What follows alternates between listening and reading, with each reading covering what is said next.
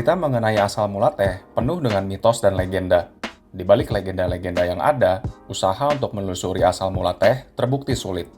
Kemungkinan besar, tanaman teh berasal dari barat daya China, Tibet, dan India Utara.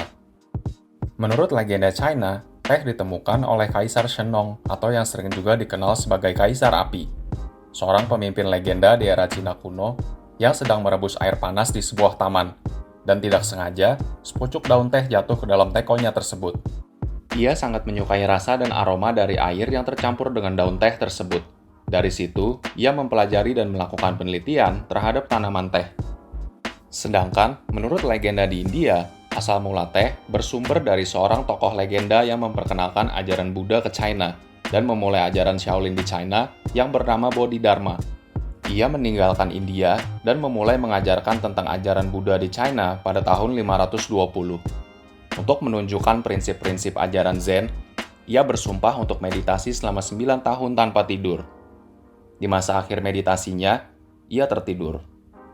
Saat terbangun, ia merasa begitu putus asa dan memotong kelopak matanya dan membuangnya ke tanah. Lalu legenda mengatakan, banyak tanaman teh bermunculan untuk menguduskan pengorbanannya. Terlepas dari mitos, legenda, dan cerita-cerita dongeng yang bermunculan, catatan kredibel tertua mengenai teh berasal dari abad ketiga Masehi, dalam teks medis yang ditulis oleh Hua Tuo, seorang tabib di China yang hidup di akhir zaman dinasti Han. Baru pada zaman dinasti Tang, yang dikenal sebagai zaman klasik teh, teh dipopulerkan menjadi minuman nasional yang dikonsumsi secara luas. Di zaman ini, seorang biksu bernama Lu Yu mulai menjelaskan jenis-jenis teh, manfaat, dan cara penyajiannya. Teh mulai menyebar ke sesama Asia Timur seperti ke Jepang dan Korea di abad ke-6, berdekatan dengan dimulainya konsumsi teh secara umum di China. Pengucapan teh dari seluruh dunia bermula dari dua akar bahasa, yaitu cha dari Mandarin dan te dari dialek Min.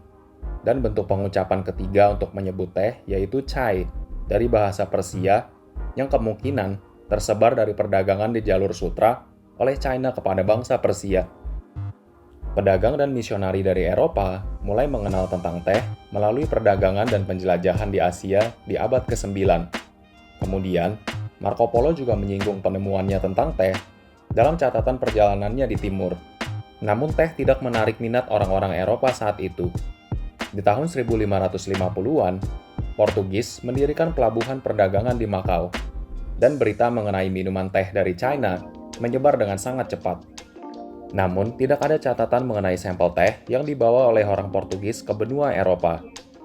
Sampai kira-kira di awal abad ke-17, kapal dari Dutch East India Company, atau yang sering dikenal dengan nama lain VOC, membawa daun teh hijau dari China ke Amsterdam. Teh mulai dikenal oleh Prancis, Spanyol, Inggris, Jerman, dan sekitarnya.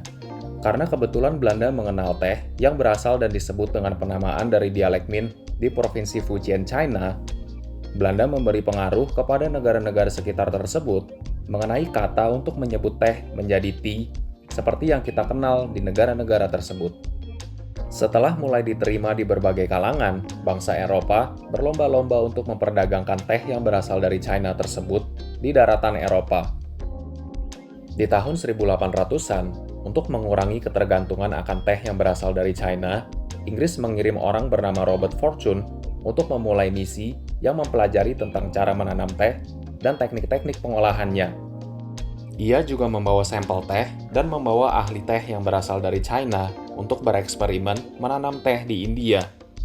Dari situlah, awal mula India menjadi salah satu penghasil teh terbesar di dunia, dan awal mula budaya meminum teh di Inggris menjadi semakin populer. Kemudian, di abad ke-19, seorang pedagang teh di sebuah pameran di Amerika Serikat bermaksud untuk memberikan sampel teh kepada para pengunjung. Namun karena cuaca sangat panas, teh yang panas tidak diminati.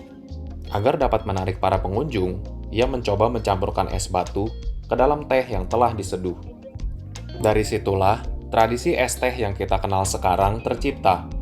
Saat ini, teh adalah minuman paling populer di dunia nomor 2 setelah air putih.